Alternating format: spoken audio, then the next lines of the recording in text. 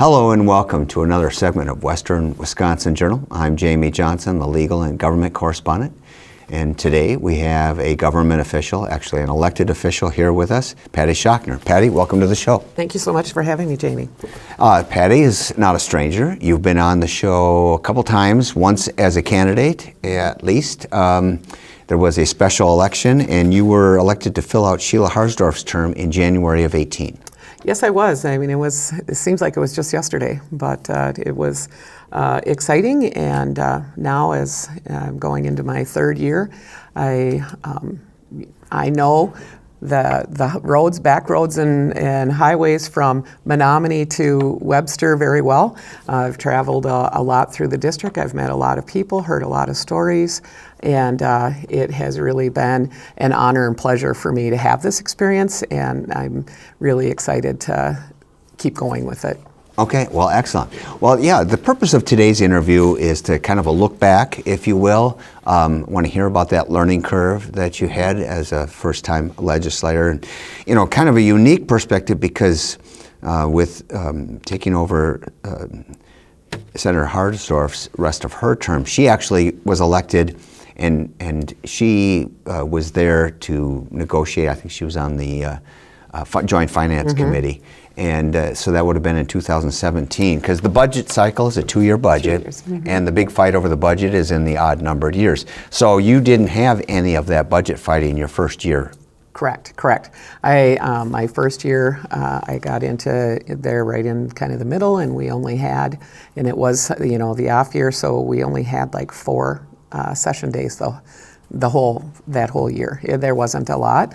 So that automatically changed my expectation, because I thought I was going to be there, on the floor of the Senate the whole time, and that's not what happened. So that was the start of my learning curve. But instead of having to learn by fire or baptism, whatever your baptism by fire, you had a little bit more luxury of learning the various issues and seeing where people, and of course 2018 was a pretty tumultuous year as far as it's a non-presidential election year, but our gubernatorial election, which saw the incumbent governor lose re-election to Governor Evers, who's in there now. And so a little bit shift in policy, maybe a message by the voters that it was time for a change.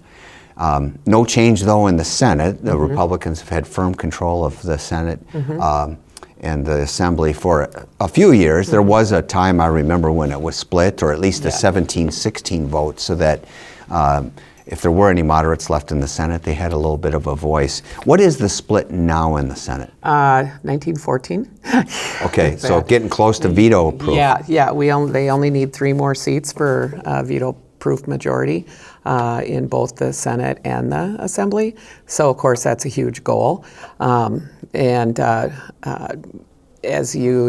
does make for interesting dynamics when you are on the floor. My first year was really learning. My second year was really, by the end of session, I started to really gain my voice on the floor, and now I have no problem standing up. So it's 1914, and half of the Senate is up every other year, correct? So you saw some of your colleagues either get defeated or not run for re-election, and a little bit of change in the caucus. Yep, and there's going to be a lot of change coming up. Dave Hansen is retiring. Mark Miller is retiring. So those are 2 big ones, 2 real institutions. So there's going to be change no matter how we look at it. And then you look at all the elections of those of us that are up, both Republican and Democrat, who knows how it's going to shake out.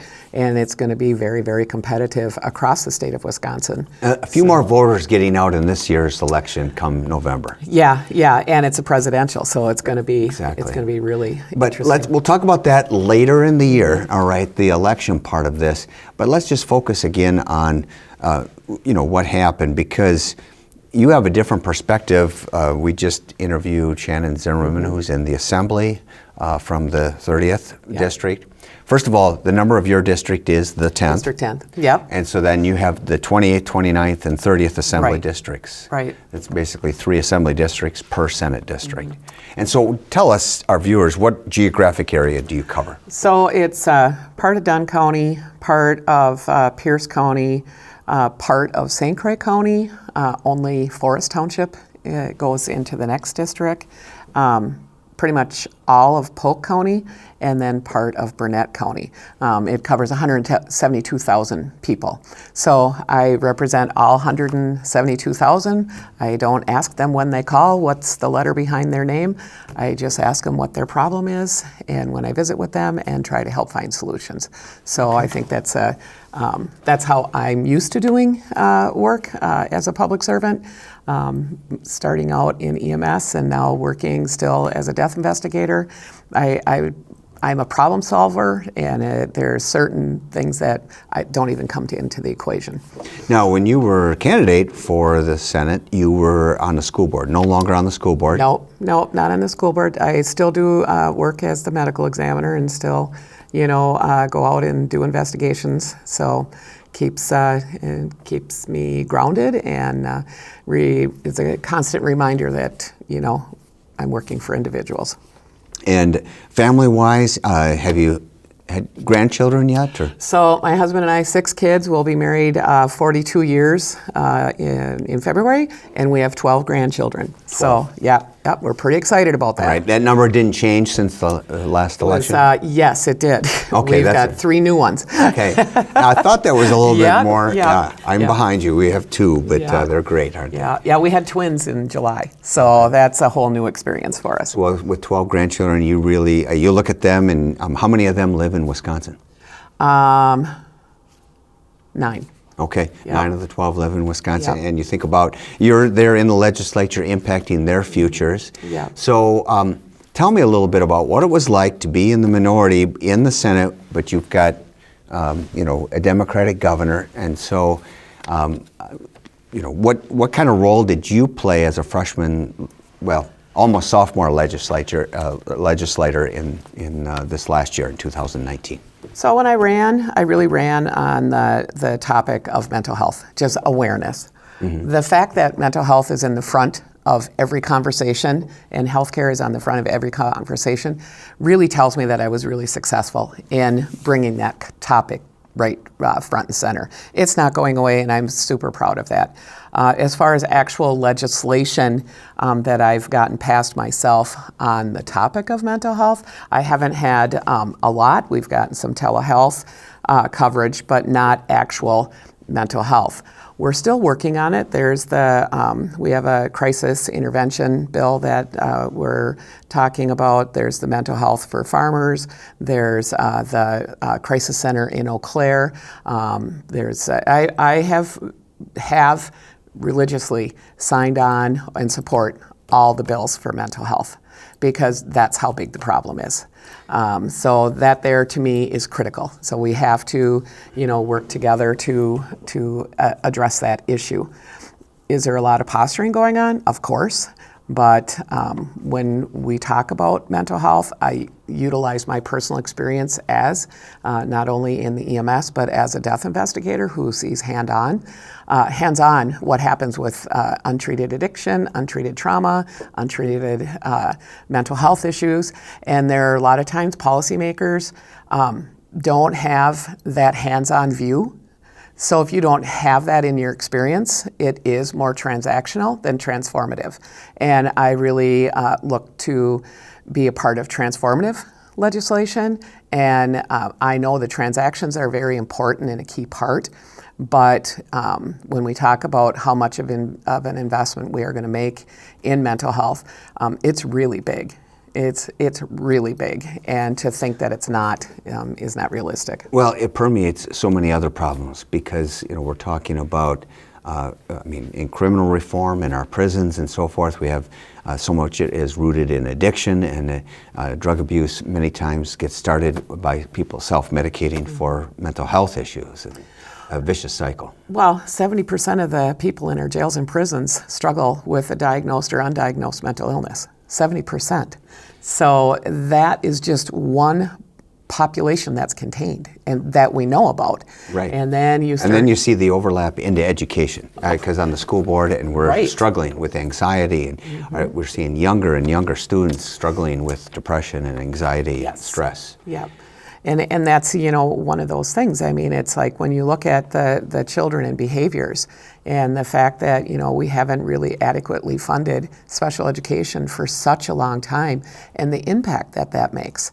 And it just kind of perpetuates. I have to ask you, it's taken it a little out of order, but you mentioned about special education, and I just came from the state school board convention last week in Milwaukee, and our state school superintendent, who is not running for re-election, she said one of her goals is to push for 60% funding, which would be a huge increase compared to where it's at now. Is that something that you would support, at the state level, so that it's not burdened on the local taxpayer? Well, I would support that because, number one, working in a school, I worked as a healthcare provider at the high school for 7 years and then served as a school board member.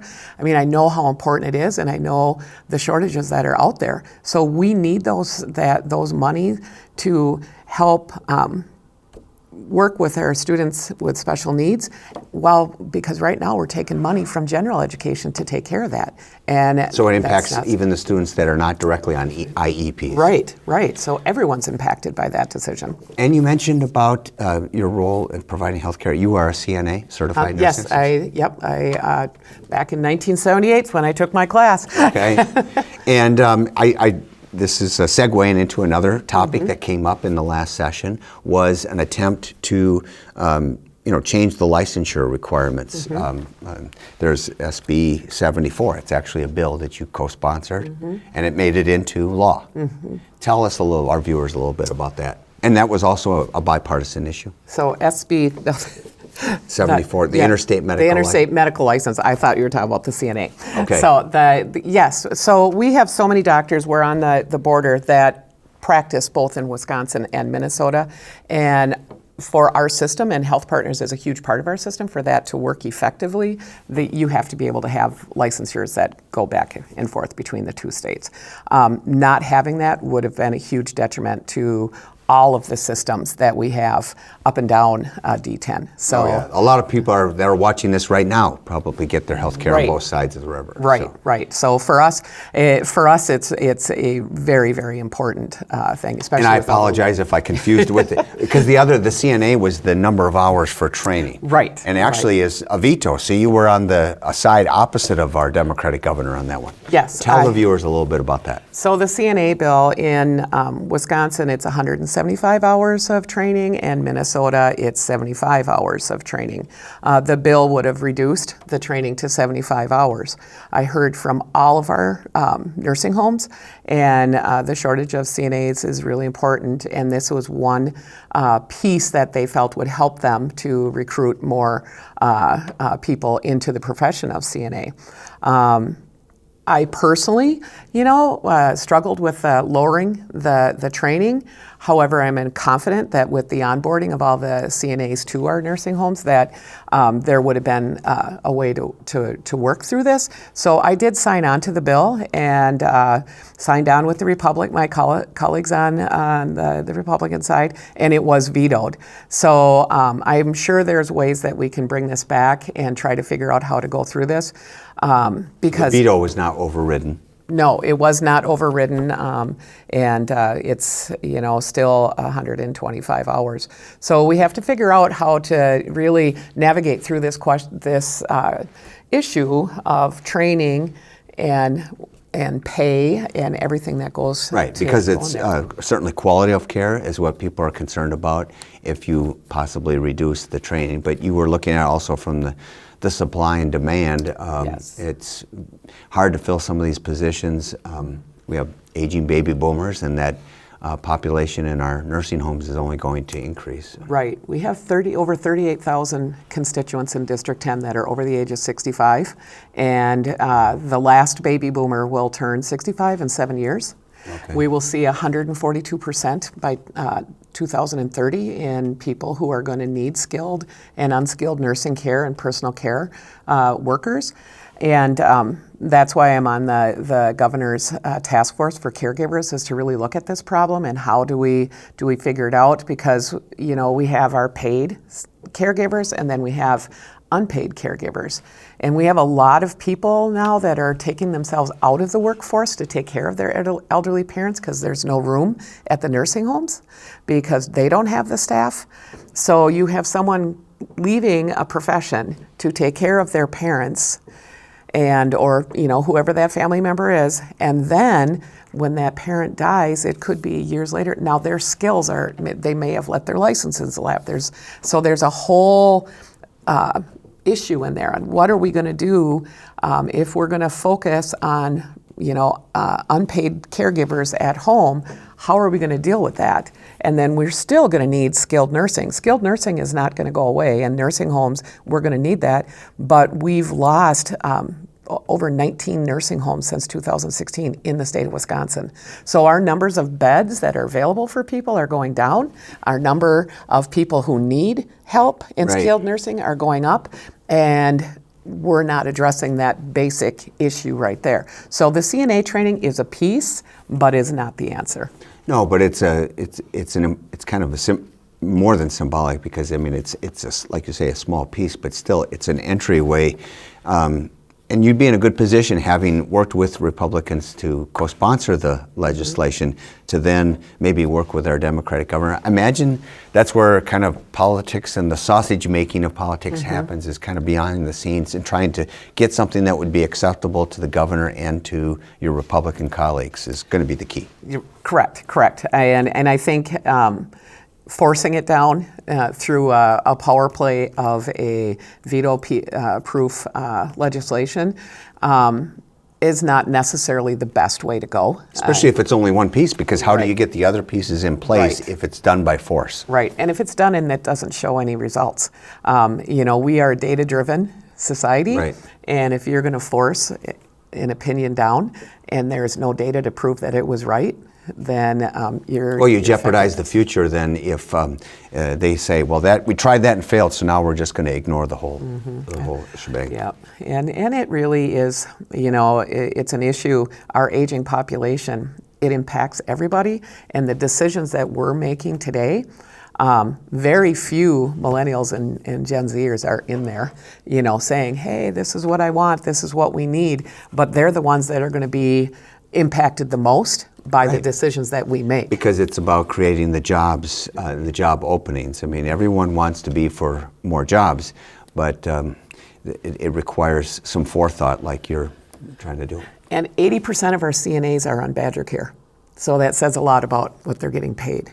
Oh my God. So that's, when we talk about it, it is, a topic that the Medicaid expansion, low wages, how are we going to deal with all these things as we have this aging population that's going to need more and more people to do it. And, if you're getting paid $12 to $15 an hour, I mean, I don't live in Hudson, but could you live in Hudson if you made $15 an hour? Not in Hudson, right. So, that's what we have to look at. When we have these jobs and we have these needs, are we paying the people enough money to be able to work and live in our community? If you can't live in the community that you work, then what are you going to do? Right. You're going to move somewhere else, and you're going to find someplace where you can live and work. Well, and financial issues are one thing to contribute. We started this discussion about the mental health, and I wanted to touch on, because it's something that got some press, especially from Representative Zimmerman, talking about the veto by the governor of trying to put in some type of crisis intervention in western Wisconsin. I'd like to hear your take on that. So, when someone is in a mental health crisis, there's a lot of things that go on, but, you're deemed that you have to be placed into a secure place. Now, this involves, you're talking about in law enforcement, where they get called because a person is a danger to themselves or others. Others, correct. So it's a Chapter 51 and it's a 72-hour hold. So right now, what happens is, those things, those issues alone can take hours for law enforcement in the emergency rooms. It doesn't just happen. They have to be stabilized in the ER, and then, then they get transported. And where do they get transported? So you get handcuffed and put in the back of a police car, and right now you get transported to the other end of the state in Winnebago. So it's a good 4-hour drive. 4.5-hour drive. So the question then becomes, that's where, so we have, in Wisconsin, we have enough crisis beds. Those beds just aren't in the right places. So investing $15 million into a new crisis center will put beds closer to us, but it doesn't mean that only people from western Wisconsin will get to use those beds, because if someone from Winnebago, if their hospital, which is full all the time, they need the beds, they'll come over here. So the beds that, placing them. Demand's going to be there. Yes. So, it's really about before and after care. I mean, this $15 million, it's an earmark, and it bypasses all the regular process to doing a building in a state-funded building. So there's the first thing that caused a lot of people heartburn.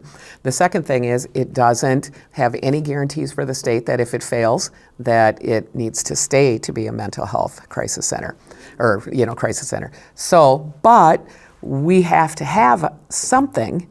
And do we need a $15 million crisis center? That's the only option right now. Or could we split that up and put it around and have some local ones? Because it's not like we have people every day going to the other side of the state. Right. But we do have, well, you gave off camera, you gave an example of up in Burnett County. Right. So Burnett County, their hospital has 3, they don't deliver babies anymore. So they don't have, their OB section is a locked facility, locked 3 beds, that's sitting there empty. That could be, with the right funding, could be converted to a crisis center. It wouldn't take $15 million. It wouldn't take a fraction of that. Yes, and it could be utilized by Polk County. It could be utilized by Burnett County, probably even Barron County, and it would be more centralized. I think sometimes when it comes to mental health, we have to think way outside the box because the needs are so complex. Sometimes we're sending people just because there's nobody else there that will take them. The person in crisis has burned every bridge with every family member and friend that they have, and now they're in crisis again. And they're going because that's the only thing that we can do. But if we had local crisis centers, we would be a little more flexible in how we handle folks. And then after they go through their 72-hour hold, so, there's someone who's in crisis, and we go, okay, here's your list. You need to go to AA, and you need to go to the psychiatrist here, and you need to go do drug tests at the day report center, and you need to do this, and then here you go home. Well, this person has, cut all these bridges, and they are going back to isolation, and if they do one thing wrong, they're back in crisis. So there's really no aftercare to help them be successful. And if we really want people to be successful, that aftercare and that programming is needed. It's putting a whole process or system in place. Right. And, we would never tell someone with cancer that, here you go, here's all your treatment, you figure it out for yourself. We would never do that. Right. My husband was diagnosed with kidney cancer this summer, and we went through this whole process. And the options and everything that you have to do, you need lots of people to navigate through a system when you have, your medical problems. Mental health problems is a medical problem, but we don't have the supports and navigating professionals to help folks to get through that, and I think that's why we have such a huge issue. All right, the fact that there was a couple of these the bills that were introduced, one got vetoed and so forth. Are we further away from a solution, or do you think we're getting a little closer, just needs more work? I think we're getting closer. We're having open conversations, and everyone's got ideas, and everyone wants their idea to be the idea. But most of the people who are policymakers haven't really worked in the throes of this type of diagnosis, and don't realize that there's going to be so many needs, whether it's cognitive therapy, group therapy. Are too many people focused on whether it's a Democrat idea or a Republican idea? I think that has a lot to do with it. We have this impression that, in January, when the governor came in, that this mental health crisis just exploded. This has been going on for years. This is not something that just happened. Whether it's the foster care problem, the mental health problem, the meth addiction problem, all these things, it has been cumulatively growing for years.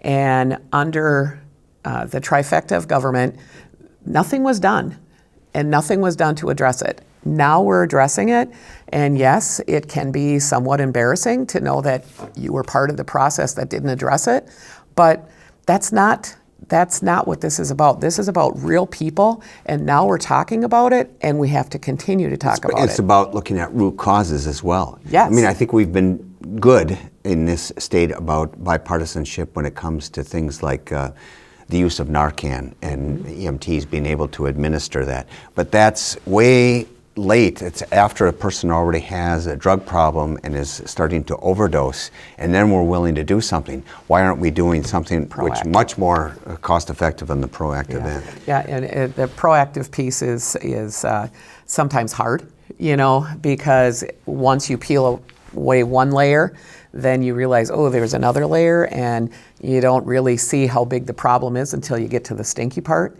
And then when you get to the stinky part, you realize that the problem is so big that you have to really focus in on, what systems really work and in this area. And not worry about who's getting credit or blame. Right. Yeah. But it also takes some courage too, right? To fail. I mean, you got to at least try something that in order to see if it works. Well, when it comes to mental illness, it looks so different. It doesn't know boundaries. It doesn't know race. It doesn't know financial stability. It's just everywhere. So it's hard to be able to say that, mental illness impacts us all, and then think that we're going to treat it equally amongst everybody, because we already have this preconceived notion that people that struggle with mental health, they're lazy, they did this, they did that, and it's not that. This is a brain disease that can be impacted by trauma, and it can be childhood trauma, something that from years ago, and some people are just better at hiding it than others, and then when it becomes a crisis, it impacts the families so much. Well, in that spirit of bipartisanship, you actually did have Shannon Zimmerman was co-sponsor something with you. That was the telehealth coverage. Yep, telehealth, and then with Shannon, it was also the voters' rights for people with disabilities. And that was a problem that came to our attention from Ramsey Lee, who's right here from Hudson. Okay. And there was a thing when it comes to voting that you had to be able to state your name. Okay. And for nonverbal folks, I didn't realize how many people weren't able to vote because they couldn't state their name.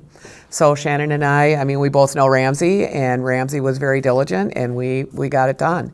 So it was really exciting for us, and it was really exciting for Ramsey, and a lot of people in the disability community. That a lot of us don't realize that you can be on the autism spectrum and not be verbal. There's a lot of different things that can a stroke.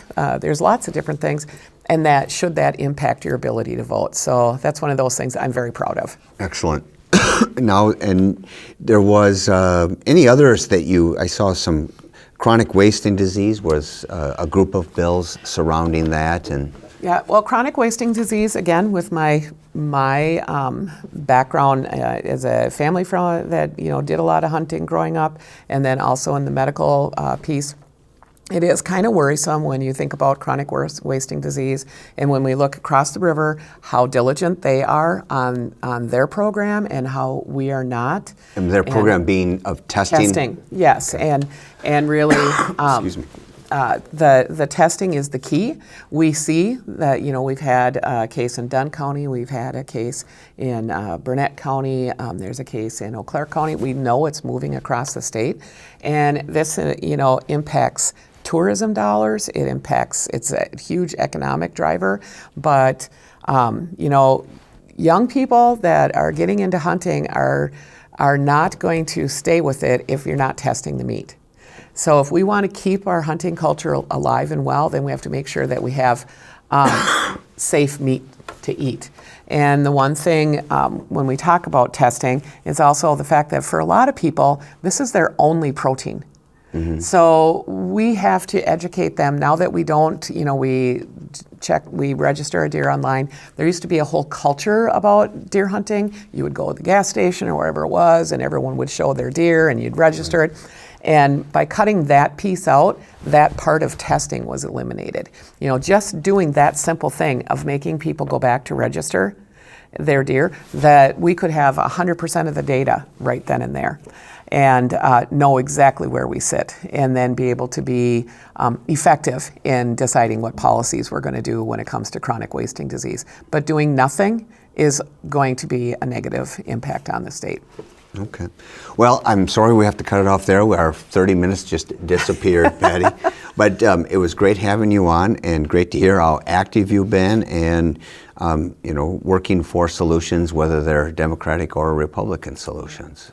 Well, thank you. I mean, it's been a real interesting opportunity for me, and for our office, we've had over 10,000 calls from constituents.